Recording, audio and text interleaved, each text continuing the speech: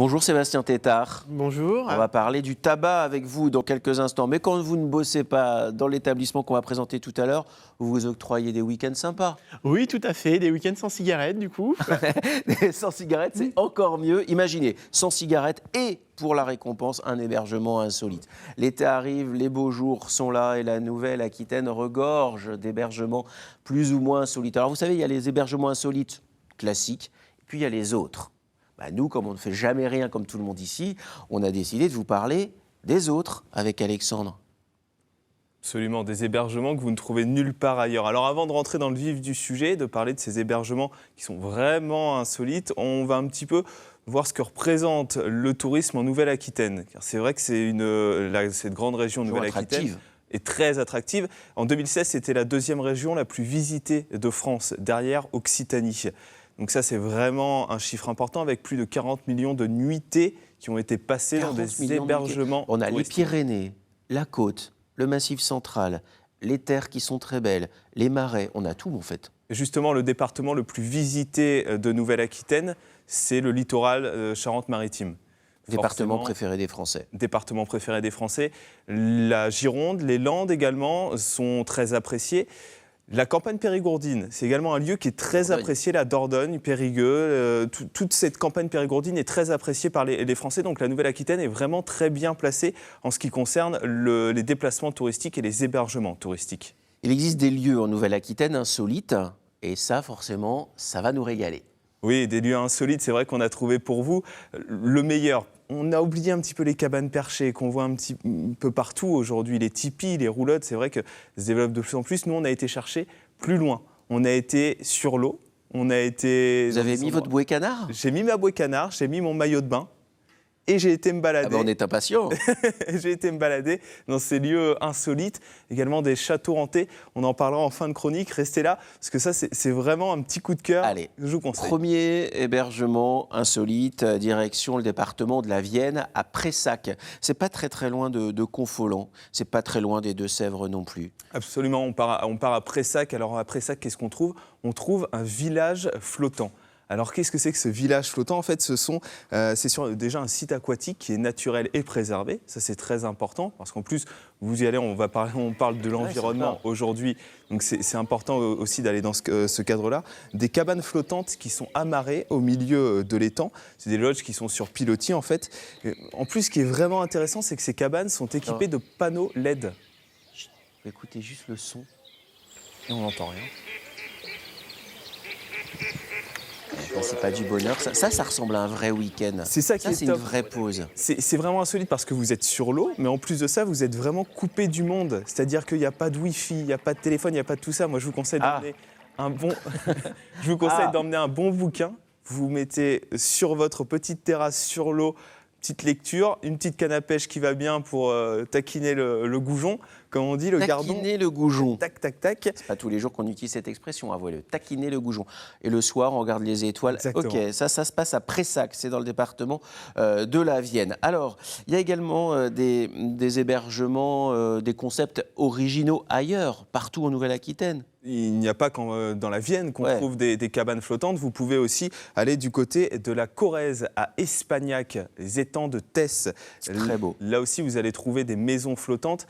En fait, là, on va encore plus loin parce que vous traversez le bois, vous arrivez sur l'embarcadère, une barque électrique vous attend et vous emmène jusqu'à votre cocon qui est sur l'eau. En fait. On rentre dans sa maison et c'est la barque qui nous emmène au milieu de l'étang. Et en fait, vous vous retrouvez hop, sur l'embarcadère et ça vous emmène au milieu de l'étang. C'est des grosses cabanes quand même. Mais moi, je trouve ça top parce que vraiment, comme je le disais tout à l'heure, vous êtes vraiment coupé du monde. Faut pas oublier la baguette et le litre de lait, quoi. Mais sinon, c'est bien. Il y a même des restaurants qui se retrouvent, je pense, au village flottant de Prayssac. Village flottant, pourquoi ? Parce qu'il y a un restaurant qui est également sur l'eau. Donc vous mangez également sur l'eau. Ça, c'est une belle expérience. Alors, évidemment, pour ceux qui ont envie d'un peu d'exotisme, c'est tout à fait possible aussi. Imaginez, Sébastien, vous êtes le matin, vous prenez votre petit déjeuner et une girafe vient vous lécher le lobe de l'oreille. Eh bien, c'est possible. En plus, c'est pas une image, c'est exactement ça, les lodges du Reynou. Alors les lodges du Reynou, c'est un parc animalier qui est à quelques kilomètres de Limoges. Vous allez retrouver des lodges safari qui sont en fait en bordure du parc animalier. Et ce qui est vraiment hyper sympa, c'est que les terrasses donnent directement à l'intérieur de l'enclos Sur la plaine africaine. des animaux. Ouais. Donc vous vous retrouvez avec des girafes le matin qui viennent boire un petit bol de lait avec vous. Vous vous retrouvez avec, je pense, voilà, l'autruche tranquillement. C'est bien, qui vous avez se- reconnu qui se l'autruche. balade. Ça, c'est une algazelle. C'est une espèce de gazelle très rare qui est en voie de disparition. Cette terrasse donne directement à l'intérieur de l'enclos et en plus, le petit plus si vous réservez une lodge, c'est que vous avez le droit à une visite guidée exclusive du parc et à des ateliers pendant 1h30. Donc là aussi, c'est vraiment insolite parce que c'est pas une cabane perchée, c'est pas un tipi, c'est pas une roulotte, c'est une lodge qui est au milieu d'un parc animalier et avec. Je pense que vous avez des enfants, vous vous réveillez le matin au milieu d'un parc animalier avec une autruche, une girafe, je pense que vous pouvez pas leur faire plus plaisir que ça. Il y a un acteur qui un jour a reçu un César et qui a dit mais c'est l'Amérique et là en fait non, c'est l'Afrique en Nouvelle-Aquitaine en fait. Exactement. C'est l'Afrique en Nouvelle-Aquitaine. Alors bon, il y a ceux qui aiment le calme sur les étangs, il y a ceux qui ont envie d'un peu d'exotisme avec ces lodges qui donnent un petit goût africain à vos week-ends. Et puis il y a les fans de cinéma. Vous avez quelque chose pour eux ou pas? Absolument, des fans de cinéma, si vous êtes fan des romans de Tolkien. Est-ce que vous connaissez Le Seigneur des Anneaux? Oui. Tout le monde connaît Le Seigneur des Anneaux, tout le monde... Non, même pas les films? Même pas les films. Bon, bah, Christophe s'est arrêté... Non, j'ai jamais regardé, je confesse. Hein. Top Gun? Ah bah oui. Ah, rien à voir. Mais bon, c'était pour voir un petit peu où est-ce qu'on se situait. Oh, dis donc. Le Seigneur des Anneaux, donc tiré des romans donc, de Tolkien. La très bonne idée du côté de la Dordogne, à Salignac et Vigues, des cabanes hobbits. Alors ça, c'est un petit coup de cœur aussi, parce que c'est vrai que moi, je suis fan du Seigneur des Anneaux. Peut-être que vous aussi, à la maison, vous avez lu les livres, vu les films du Seigneur des Anneaux, la cabane de Frodon Saké, comme on appelle Frodon. Frodon Saké non plus, Bilbo? Je n'ai jamais vu Non plus. le Seigneur Très des bien. Anneaux, donc ne me titillez pas sur le Seigneur des Anneaux. Vous allez- Ça, j'imagine que c'est exactement les cabanes C'est les qu'on trouve répliques. dans le film. C'est les répliques du... Ah ouais, ça doit plaire aux ados alors. Des cabanes du film avec cette porte ronde, la baie vitrée ronde également. Vous allez retrouver la cabane de Frodon que vous pouvez voir dans le film. Vous la retrouvez dans ces cabanes hobbits. Ça, on en voit le Dordogne. ciel là, comme ça? Oui, et ça, vous êtes dans la ça, salle je de bain pourrais ici. beaucoup aimer. Un Ça, c'est puits de lumière. la salle de bain là? Ah oui, ça, je me vois bien le dimanche matin là. Ah oui, oui, oui, oui, oui. Et vraiment, et ça peut être sympa, vous vous faites une petite photo devant ces cabanes hobbits et vous dites j'ai passé un week-end dans le village de Frodon-Saké. Si vous êtes fan du film, ça peut vraiment être insolite également. Bon, eh ben écoutez, ça, je prends. Franchement, c'est super beau. Hein. C'est Mais très, très beau. Et vraiment, ça a été dans l'esprit du film. J'ai pu contacter également les chambres d'hôtes qui m'ont vraiment dit qu'ils étaient vraiment partis dans l'esprit du film de faire cette réplique et de vraiment donner cette idée aux fans de cinéma du film de venir les voir pour se retrouver vraiment dans cette ambiance. Forcément, c'est une question que vous vous posez à la maison. Ça coûte un peu plus cher ces hébergements-là que des hébergements classiques? Ça coûte un petit peu plus cher, mais c'est pas non plus exorbitant. Forcément, vous payez le côté insolite, vous payez le côté un petit peu exotique de ces hébergements, mais c'est pas non plus, on n'est pas sur des prix qui sont sur des Ils vont hôtels nous de mettre luxe, sur par la exemple. paille, genre Non. un week-end, mais une seule fois dans sa vie. Quoi. Voilà, Bon, exactement. Ça, on peut. Pas sûr. Bon, vous dites, ok, très bien, le monde du cinéma. Moi, j'aime bien les trucs un peu plus terre-à-terre. La tradition d'un pigeonnier, possible ou pas? Absolument. Là, on part un petit peu dans quelque chose qui est authentique, on va dire. On part du côté du Lot-et-Garonne. Vraiment, pour parcourir j'adore ce toute la département. Nouvelle-Aquitaine, on part dans le petit village de Quittimont. Alors en fait, Mignon comme nom. qu'est-ce qu'on trouve à Quittimont? Un pigeonnier qui appartenait en fait à l'église du village et qui a été réhabilité en chambre d'hôte. Vous allez trouver à l'intérieur un escalier en colimaçon pour monter à l'intérieur du pigeonnier. Vous allez retrouver également ils ont Vous laissé êtes attaché à l'escalier. Vous en avez vu souvent des escaliers? Parce que c'est classique, un escalier en colimaçon. Oui, Bon, évidemment, pour monter en haut d'un pigeonnier, c'est pratique. Mais un escalier en colimaçon. Non, mais ce que j'aime, c'est d'avoir gardé également les trous où se mettaient les pigeons. Vraiment, c'est vraiment authentique ce pigeonnier. Et en plus de ça, vous êtes dans un pays qui est juste. Comment ça fait fabuleux. le pigeon en rut? J'arrive à faire le pigeon normal, mais en rude, c'est Comment vrai c'est que- le pigeon normal? Allez-y. Ça part de plus loin. Alors que le pigeon en rut, c'est différent. C'est plus. Ça voyez. le pigeon en route, ça part d'ici, alors que le pigeon normal, ça part d'ici. Eh ben, c'est une différence. C'est une vraie différence. Et donc, vous, vos grasses mat, c'est un peu comme ça, vous faites le pigeon dans le lit, quoi. Non, mais à Kittimont, on est dans le pigeonnier et on est dans un pays en plus.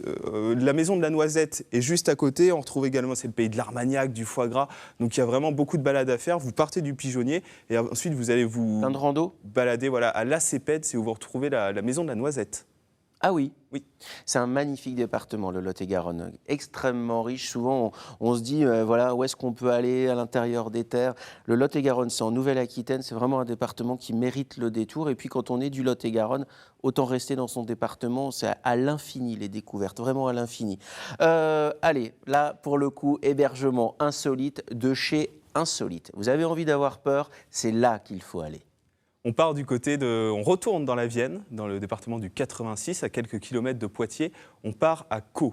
Et à Caux, vous allez tomber sur un château hanté, qui à la base part en château enchanté, mais en fait vous tombez sur un château hanté. Il a été construit au XVe siècle, il se situe tout en haut d'une falaise, donc déjà ça plante un petit peu le décor. Un parc de 10 hectares qui entoure ce château de Caux. Il a l'air accueillant là pour toi. Oui, voilà, on se dit c'est un petit château enchanté, comme ça tout va bien. Bah ouais, ça a l'air mignonnet. Pas du tout. Vous rentrez dedans, les phénomènes paranormaux, des soirées qui sont également animées par des médiums, on appelle ça des nuitées et spirites, et vous vivez une vraie expérience. C'est-à-dire qu'on n'est pas sur une vraie chambre d'hôte en fait. Il n'y a pas le confort que vous allez retrouver dans une chambre d'hôte. Il n'y a pas de wifi, il n'y a pas de télé. Le chauffage, vous allez chercher votre bois dans le parc pour vous chauffer. Et des phénomènes paranormaux sont déroulés dans ce château depuis plusieurs années. Alors, attendez, c'est pas un truc qu'on a inventé, où il y a une lumière qui... Enfin, il n'y a pas de trucage, etc. Non. C'est en fait des phénomènes paranormaux qui existent depuis des années. Absolument. Et il y a des gens qui vont passer un week-end pour se faire peur et tenter d'entendre, de voir ces phénomènes paranormaux. C'est ça l'idée ? C'est exactement ça. Alors après, les propriétaires annonce bien que c'est aussi la sensibilité de chacun. C'est-à-dire qu'il y a des personnes qui ne vont pas du tout y croire et qui vont se dire c'est juste un bruit comme ça qui passe et j'y crois pas forcément. Et des médiums sont venus, ils organisent des soirées, ils organisent des nuitées spirites pour justement expliquer ces phénomènes et vous vous baladez dans le château. Vous pouvez très bien rester dans votre chambre. Moi, j'en sors pas, je te le dis tout de suite. Même pas j'y vais, en fait. J'ai peur de ce genre de trucs. Mais ces phénomènes paranormaux sont avérés depuis maintenant plusieurs années et c'est vrai que les propriétaires se servent aussi de ces nuitées spirites, du prix que ça peut leur rapporter pour réhabiliter le château parce que ça coûte de l'argent. Mais il y a de vrais phénomènes paranormaux qui se sont déroulés là-bas.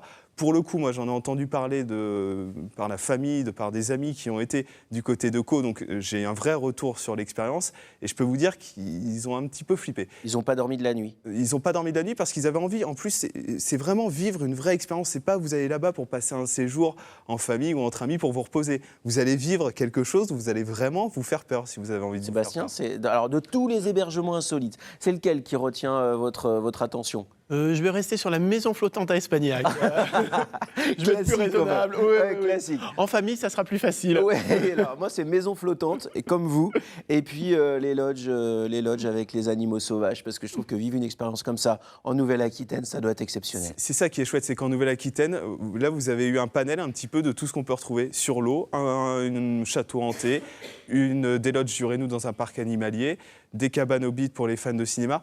Vraiment, vous pouvez toucher à tout en fait et vous avez juste à faire votre choix là-dedans. Limite, si vous avez plusieurs week-ends, vous pouvez tout faire tous les week-ends. Ah bah oui, vous allez ça on peut. Et on termine par le château hanté, histoire de bien se conditionner au mois de novembre, un soir où il fait bien froid, tout ça. Merci beaucoup, Alexandre.